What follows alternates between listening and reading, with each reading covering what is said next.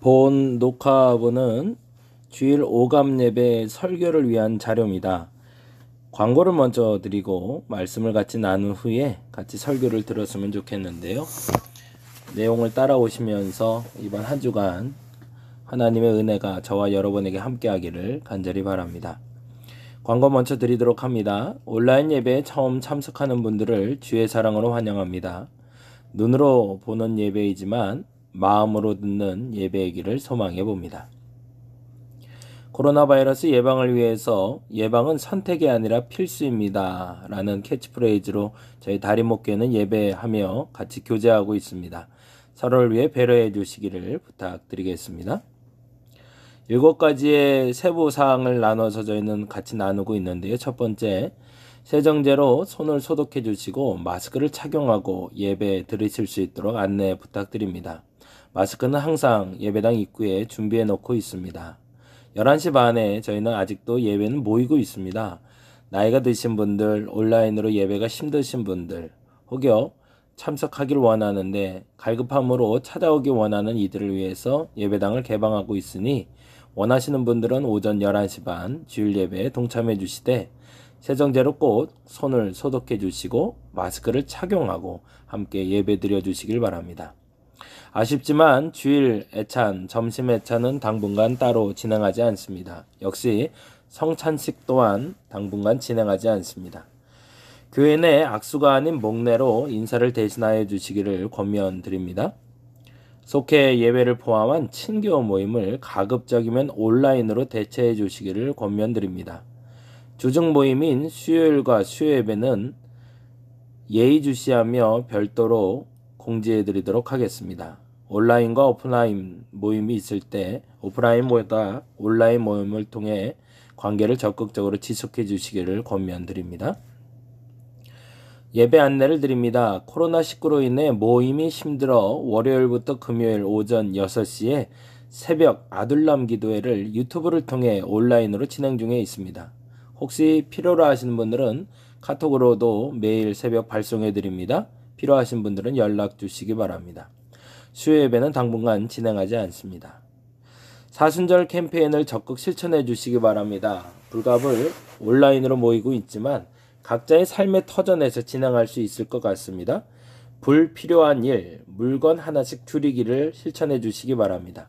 나눌 수 있는 일, 물건 하나씩 나누기를 실천해 주시기 바랍니다. 하나씩 줄이기는 나를 위한 실천 과제이고 하나씩 나누기는 다른 일을 위한, 이웃을 위한 실천 과제로 한번 진행해 봅니다. 그래서 저희 다림목교회에서는 2가지로 나눠서 주보에도 공지해드리고 있고 다음과 같은 화면을 통해 여러분에게 공지해드리고 싶습니다. 버릴 것이 있는지 찾아봐 주시기 바랍니다. 안 보는 책들, 안 입던 옷들, 그리고 내가 가진 것 중에 새 것, 아직은 쓸만한데 나에겐 필요 없는 것들, 그런 것들은 비우며 이웃들과 공유해 주시고 버릴 것들이 무엇인지 잘 생각하셔서 나누는 시간 되었으면 좋겠습니다. 특히나 요즘 같을 때 손 세정제나 마스크 같은 것들을 내가 필요한 만큼 가지고 이웃과 나눌 수 있는 실천 과제는 그리스도인들에게 꼭 필요한 선택 그리고 결단이라 믿습니다. 이러한 것들의 실천을 통해 이번 사순절 기간에 여러분의 목적지가 온전히 찾아지기를 간절히 소망해 봅니다. 주일 오감 예배에 말씀을 함께 읽고 말씀을 나누고자 합니다. 오늘 말씀은 마가복음 4장 3절에서 9절 말씀입니다.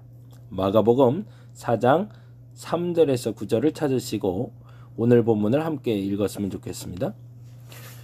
들으라, 씨를 뿌리는 자가 뿌리러 나가서 뿌릴새 더러는 길가에 떨어짐에 새들이 와서 먹어버렸고 더러는 흙이 얕은 돌밭에 떨어짐에 흙이 깊지 아니하므로 곧 싹이 나오나 해가 돋은 후에 타서 뿌리가 없으므로 말랐고 더러는 가시떨기에 떨어짐에 가시가 자라 기운을 막음으로 결실하지 못하였고 더러는 좋은 땅에 떨어짐에 자라 무성하여 결실하였으니 30배나 60배나 100배가 되었느니라 하시고 또 이르시되 들을 귀 있는 자는 들으라 하시니라.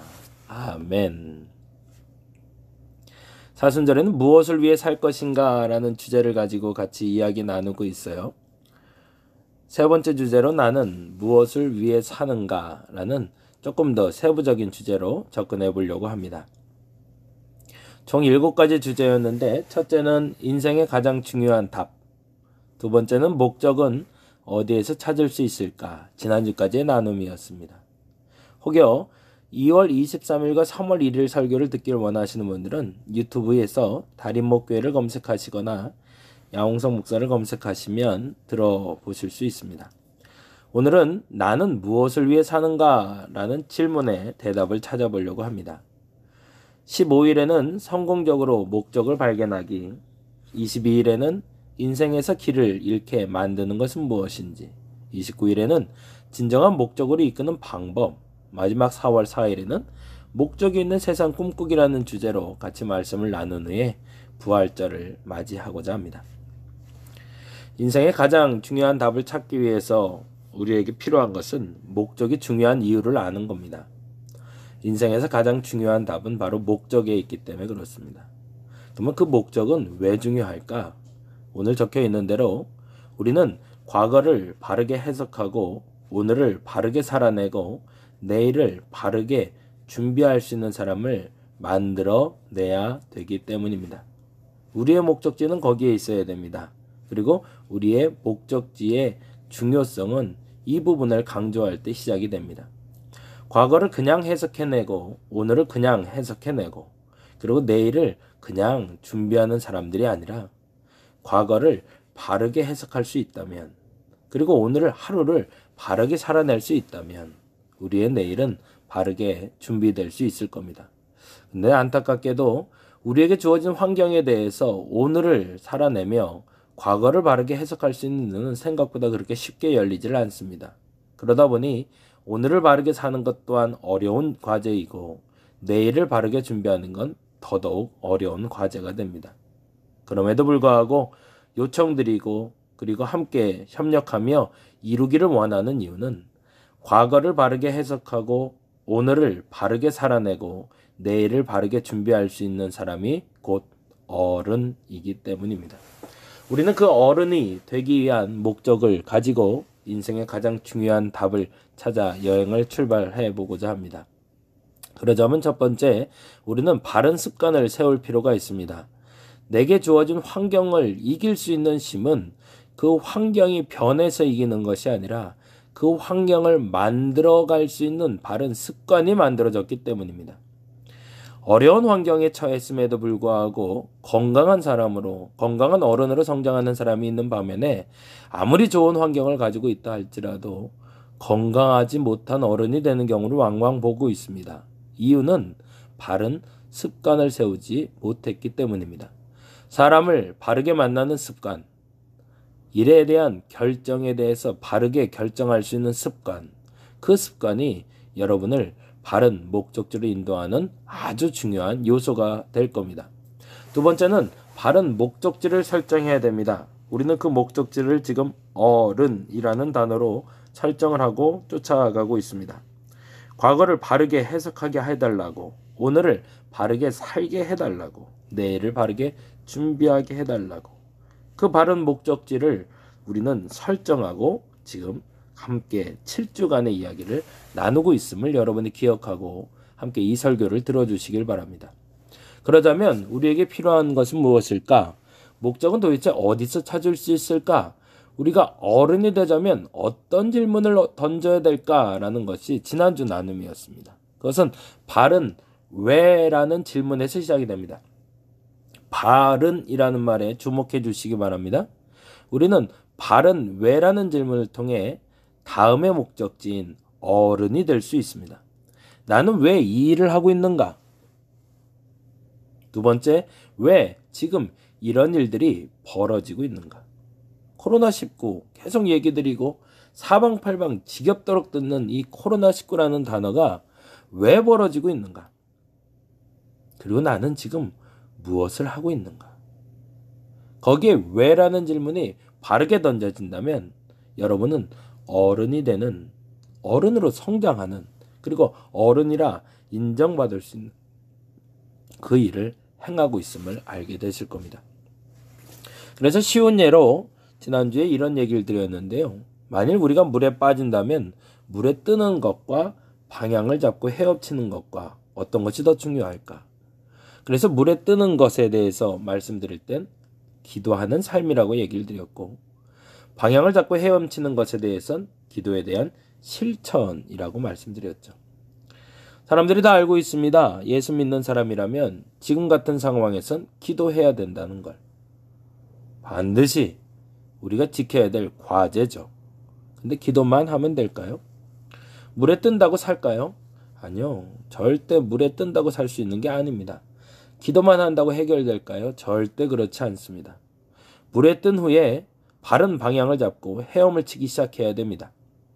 그렇다면 어떻게 방향을 잡고 어떻게 헤엄을 칠까가 중요하겠죠. 그럼에도 불구하고 아직도 기도만 하고 있는 사람이 있다면 우리는 오히려 더 회개를 해야 됩니다. 왜? 그 기도하는 것이 나도 그도 그 누구도 구원의 길로 인도할 수 없기 때문입니다. 그래서 다음과 같은 결론을 가지고 지난주에 같이 이야기를 맺었습니다. 바른 왜라는 질문과 방향이 존재하는 것. 그러면 그 왜라는 질문은 어디서 던지는 걸까요? 그렇죠. 사람에게 던지라는 게 아닙니다. 누구에게? 하나님께. 그리고 어디로 가라? 하나님이 지시하는 땅으로 가라는 거죠. 그래서 그랄 지방에 거했던 이삭의 이야기를 통해서 그가 왜라는 질문을 잘못 던짐으로 낭패를 본 사건과 그가 왜라는 질문을 바르게 던짐으로 방향을 설정하고 갔을 때 모두가 복받는 길로 인도했음을 함께 살펴본 적이 있습니다. 그곳에서 우리는 바른 목적지를 찾을 수 있습니다. 오늘 다시 한번 요청드립니다. 목적은 어디에서 찾을 수 있을까? 에덴 동산에서 찾아지는 게 아닙니다. 박넝쿨이 있는 곳에서 찾아지는 것도 아닙니다. 가시덤불이 있는 이 황량한 땅에서도 사막 속에서도 반드시 찾아질 수 있습니다. 어떻게 하면요. 바른 왜라는 질문의 기도와 그 기도에 대한 응답으로 바른 방향을 설정하고 한 걸음 한 걸음 앞으로 나가는 사람의 몫이 될 겁니다. 오늘은 세 번째로 나는 무엇을 위해 살고 있는가 라는 구체적인 주제에 대한 제목의 결론을 한번 도출해 보고자 합니다. 나의 삶의 원천은 무엇인가요? 여러분의 삶의 원천, 무엇을 쫓고 계신가요? 무엇을 하고 싶은가요?를 묻는 겁니다. 가족, 학업, 직업, 신앙, 스포츠, 예술활동, 봉사. 이거 하나만 있어도 난 행복해. 가족이 있어서 난 좋아. 학업을 할 수 있어서 좋아. 직업이 있으니 안정됐어. 신앙이 있으니 내겐 힘이 돼. 스포츠, 예술활동, 봉사. 다양한 것들이 나의 삶의 기쁨의 원천이 되거나 복의 원천이라고 생각을 할 겁니다. 그런데 한 가지 우리가 더 유념해야 될 것이 있습니다. 더하기 1을 해야 되는 것이 곧 사회적 이슈입니다. 가족이 있는 이유는, 그리고 내가 가족을 통해서 기쁨을 얻는 이유는 그 사회적 이슈에 반응하기 위해서입니다. 내가 공부를 하는 이유는 내 공부를 통해서 그 사회적인 이슈에 반응하기 위해서입니다. 내가 직업을 가진 이유도, 내가 신앙을 갖는 이유도, 내가 스포츠를 즐겨 하는 이유도, 내가 예술활동을 하는 이유도, 내가 봉사활동을 하는 이유도 나의 기쁨을 위해서가 아니라 그 사회적 이슈에 반응하기 위해서라는 겁니다. 우리는 두 가지를 기억해야 됩니다. 우리는 매우 공동체적인 나라에 살고 있다라는 겁니다. 가족이라는 구성원이, 그리고 혈연이, 지연이 매우 중요시 여겨지는 나라가 우리 대한민국입니다. 두 번째, 지금 시기는 개인적 목표만을 위해 살 시기는 결코 아니기 때문에 그렇습니다. 이 말에 대해서 여러분이 이해한다면 다시 한번 우리의 목적지를 바꿀 필요가 있고 내가 무엇을 위해 살아야 되는지를 점검할 필요가 있는 거죠. 예를 들자면 코로나19와 같은 사건에 사회적 거리두기를 하고 있습니다. 공동체의 약속이 요청되고 있습니다. 그것을 지켜내는 것이 옳다는 거죠. 나의 개인적 목적으로만 살아가게 된다면 코로나19는 그 이상으로 확대 속도를 더 활발하게 만들어낼 것이고 전염병이 퍼지듯이 우리 마음의 불신도 더 많이 퍼지게 될 겁니다. 사회적 거리를 일정 거리를 두지 않는 한 안타깝지만 그 거리를 두지 않으면 말마 서로 간에 격리되는 더 큰 분리를 가져오게 될 겁니다. 그래서 크게 네 가지의 사람을 우리는 살펴볼 수 있는데, 첫째는 목적지향적인 사람이고, 둘째는 찔러보는 사람이 있고, 세 번째는 꿈만 꾸는 사람이 있고, 네 번째는 무관심한 사람이 있음을 우리는 성경을 통해서 발견하게 됩니다. 오늘 본문에 보니 이렇게 되어 있습니다. 들으라, 씨를 뿌리는 자가 뿌리러 나가서 뿌릴새 더러는 길가에 떨어짐에 새들이 와서 먹어버렸고, 더러는 흙이 얕은 돌밭에 떨어짐에 흙이 깊 아니함으로 곧 싹이 나오나 해가 돋은 후에 타서 뿌리가 없으므로 말랐고, 더러는 가시떨기에 떨어짐에 가시가 자라 기운을 막음으로 결실하지 못하였고, 더러는 좋은 땅에 떨어짐에 자라 무성하여 결실하였으니 30배나 60배나 100배가 되었느니라 하시고, 또 이르시되 들을 게 있는 자는 들으라 하시니라. 오늘 본문에서 우리에게 들려주고자 하는 메시지는 뭘까요? 들으라고 하십니다. 그리고 마지막에 마무리를 이렇게 하시죠. 들을 게 있는 자는 들으라고. 그냥 모든 사람이 들으라는 것이 아니라 들을 게 있는 사람은 들으라는 겁니다. 그러면 들을 게 있는 자가 들어야 될 소리는 뭘까요? 씨를 뿌리는 자가 뿌리러 나가서 뿌렸다는 것이 첫째입니다. 이 씨는 누군가에게만 뿌려진 것이 아니라 모두에게 뿌려졌다는 거죠. 어떤 사람은 상황이 좋고 어떤 사람은 상황이 안 좋을까요? 아니요. 모두가 어렵습니다. 모두가 마스크가 부족하고요. 모두가 지금 불편하고요. 모두가 사회적 거리를 두어야 될 때입니다. 그런데 어떤 씨는 길가에 떨어지고 어떤 씨는 흙이 얇은 돌밭에 떨어졌다고 얘기합니다. 그건 뭘까요? 각 사람의 마음에 따라 떨어지는 것이 달랐을 뿐이지 씨는 똑같다는 거죠. 근데 이상한 것은 그 씨가 떨어진 장소에 따라서 결과가 달라진다는 거죠. 길가에 떨어지면 그 씨를 흡수하지 못하니 새들이 와서 먹어버리는 것이고, 흙이 얕은 돌밭에 떨어지니 싹이 나오는 듯 하나 6절에 보니 뿌리가 없으므로 말라버리고, 가시떨기에 떨어지니 가시가 자라 기운을 막음으로 결실하지 못하였고, 마지막 좋은 땅에 떨어짐에 자라 무성하고 결실하였다고 되어 있네요. 근데 여기서 참 재미난 것은 좋은 땅이 어떤 땅인지는 설명하고 있지 않다라는 겁니다. 이 좋은 땅은 가시가 자라 기운을 막는 땅인지, 5절의 말씀처럼 흙이 얇은 돌밭인지, 길가처럼 새들이 와서 공격하는 땅인지, 그 어떤 환경에도 구애받지 않는 땅이라는 겁니다. 다시요.